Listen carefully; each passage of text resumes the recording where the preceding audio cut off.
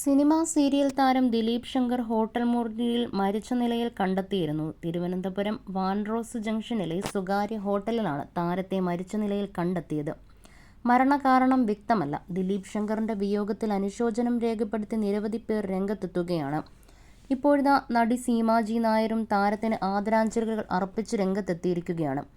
5 ദിവസം മുൻപ് വിളിച്ചതായിരുന്നുവെന്നും എന്നാൽ അന്ന് തലവേദനയായി കിടന്നതുകൊണ്ട് സംസാരിക്കാൻ പറ്റിയില്ലെന്നും സീമ പറയുന്നു. ഒരു പത്രപ്രവർത്തകൻ വിളിച്ചപ്പോഴാണ് വിവരം അറിഞ്ഞതെന്നും ഫേസ്ബുക്കിൽ പങ്കുവച്ച പോസ്റ്റിൽ താരം പറഞ്ഞു. ആദരാഞ്ജലികൾ. 5 ദിവസം മുന്നേ എന്നെ വിളിച്ചതല്ലേ നീ? അന്ന് തലവേദനയായി കിടന്നതുകൊണ്ട് സംസാരിക്കാൻ പറ്റിയില്ല. ഇപ്പോൾ ഒരു പത്രപ്രവർത്തകൻ വിളിച്ചപ്പോഴാണ് വിവരം അറിയുന്നത്.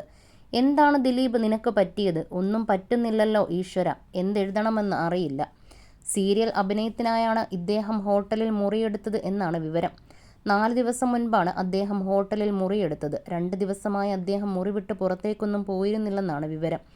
ഒപ്പം അഭിനയിക്കുന്നവർ ദിലീപിനെ ഫോണിൽ വിളിച്ചിരുന്നെങ്കിലും കിട്ടിയിരുന്നില്ല. ഇതോടെ ഹോട്ടലിലേക്ക് വിളിച്ച് അന്വേഷിക്കുകയായിരുന്നു. ഇതോടെ ഹോട്ടൽ ജീവനക്കാർ മുറി തുറന്നു നോക്കി. അപ്പോഴാണ് നടനെ മരിച്ച നിലയിൽ കണ്ടെത്തിയത്. മുറിയിൽ നിന്നും ദുർഗന്ധവുമുണ്ടായിരുന്നു. സംഭവം അറിഞ്ഞ് പോലീസ് സ്ഥലത്തെത്തി. മരണത്തിൽ അസ്വാഭാവികതയില്ലെന്നാണ് പോലീസിന്റെ പ്രാഥമിക വിലയിരുത്തൽ.